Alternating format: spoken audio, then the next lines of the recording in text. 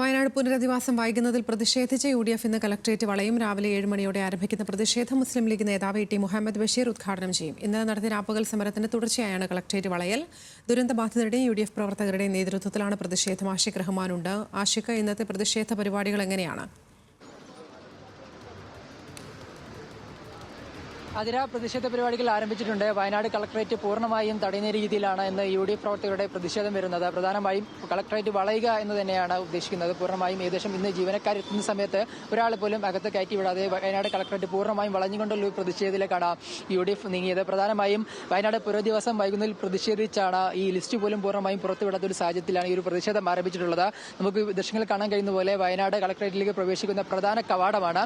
ഇവിടെ UDF പ്രവർത്തകരുടെയും ദുരന്തബാധിതരുടെയും നേതൃത്വത്തിൽ ഇപ്പോൾ തന്നെ ഈ ഒരു ഗേറ്റ് പൂർണ്ണമായും തടഞ്ഞിട്ടുണ്ട്. പോലീസും ഇത്തരത്തിൽ കയർ കെട്ടി ഈ ഒരു ഗേറ്റ് പൂർണ്ണമായും തടഞ്ഞിട്ടുണ്ട്. സ്ത്രീകളും പുരുഷന്മാരും അടക്കം നിരവധി പേർ, ദുരന്തബാധിതരടക്കമുള്ള നിരവധി പേരെ ഉൾപ്പെടുത്തിയാണ് ഈ ഒരു സമരം നടക്കുന്നത്.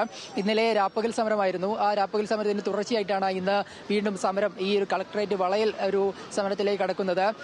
രാവിലെ 6 മണിയോടുകൂടി അവസാനിച്ച രാപ്പകൽ സമരത്തിന് ശേഷമാണ് ഇപ്പോൾ കളക്ടറേറ്റ് വളയുന്ന ഒരു നടപടിയിലേക്ക് പോകുന്നത്. നിരവധി UDF പ്രവർത്തകർ ഈ സമയത്തേക്ക് എത്തിയിട്ടുണ്ട്. അല്പസമയത്തിനും കൂടുതൽ UDF പ്രവർത്തകർ എത്തുമെന്നാണ് നമ്മൾ മനസ്സിലാക്കുന്നത്. ഒരുപാട് പ്രവർത്തകർ ഇവിടെയുണ്ട്. നിങ്ങൾ എന്തുകൊണ്ടാണ് ഇങ്ങനെ ഒരു സമരത്തിലേക്ക് പോകുന്ന ഒരു സാഹചര്യം ഉണ്ടായത്? സമരത്തിലേക്ക് പോകുന്ന ദുരന്തം കഴിഞ്ഞിട്ട് 7 മാസം കഴിഞ്ഞു.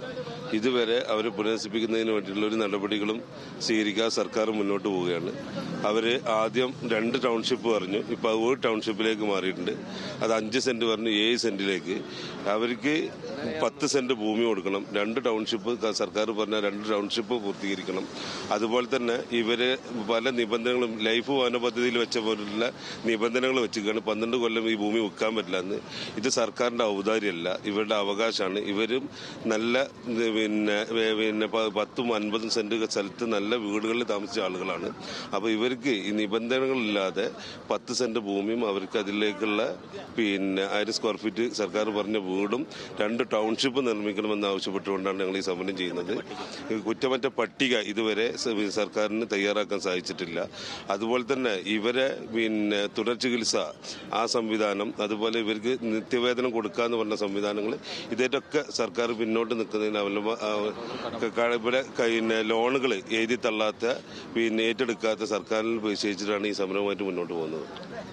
ഇതാണ് പ്രധാനമായും ഉന്നയിക്കുന്നത്. നിരവധി വിഷയങ്ങൾ ഈ ഒരു പ്രവർത്തകർക്ക് പറയാനുണ്ട്. ഇപ്പോൾ ഈ ഒരു UDF പ്രവർത്തകർ പറഞ്ഞ പോലെ തന്നെ നിരവധി വിഷയങ്ങൾ, പ്രത്യേകിച്ച് ലിസ്റ്റ് പോലും, അതായത് ദുരന്തബാധിതരുടെ ലിസ്റ്റ് പോലും 7 മാസത്തിന് ശേഷം പുറത്തുവിടാൻ കഴിഞ്ഞിട്ടില്ല. ഈ എസ്റ്റേറ്റ് മാത്രം ഏറ്റെടുക്കുന്ന രീതിയിലേക്ക് സർക്കാർ ഇന്നലെ ഉത്തരവിറക്കിയത് മന്ത്രിസഭാ തീരുമാനം വന്നിരുന്നു. അതിലടക്കം വലിയ പ്രതിഷേധമുണ്ട്.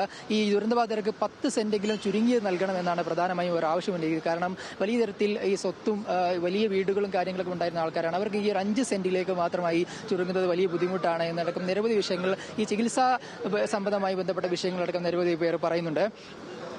എന്താണ് ഇങ്ങനെ ഒരു സമയത്തിലേക്ക് ഈ സമരം കൊണ്ട് ഒരു ഉപകാരം ഉണ്ടെന്ന് വിചാരിക്കണ്ടോ? ഈ സമരം അധികാരികളുടെ കണ്ണ് തുറക്കേണ്ടതാണ്. കാരണം ഏറ്റവും കൂടുതൽ ആളുകളെ, സാധാരണക്കാരന്റെ ഇടയിൽ തന്നെ വിരോധാഭാസമായ ഓരോ കാര്യങ്ങളാണ് നടന്നുകൊണ്ട് 30 ലക്ഷം വീട് നിർമ്മിക്കാൻ സന്നദ്ധ സംഘടനകളോട് വാങ്ങുക. അതിന്റെ കൂടെ തന്നെ സർക്കാർ ചെലവാക്കുന്ന പൈസയും. പക്ഷെ ഇത് വേണ്ടാന്ന് വെക്കുന്നവർക്ക് 15 ലക്ഷം. ഇത് ഒന്നും വേണ്ട. 7.5-8 മാസത്തോളായി മര്യാദക്ക് ഒരു ആക്ഷേപമില്ലാത്തൊരു ലിസ്റ്റ് തയ്യാറാക്കാൻ പോലും അധികാരികൾക്ക് സാധിച്ചിട്ടില്ല എന്നുള്ളത് ഒരു വളരെ വേദന ഉണ്ടാക്കുന്ന ഒരു സംഗതിയാണ്. ഇതൊന്നും ഈ ആളുകളൊന്നും പുനരധിവാസം വൈകുന്നതുമായി ബന്ധപ്പെട്ടാണ് പ്രതിഷേധം തുടരുന്നത്. വിശദാംശങ്ങൾ നൽകുകയായിരുന്നു ആഷിഖ് റഹ്മാൻ.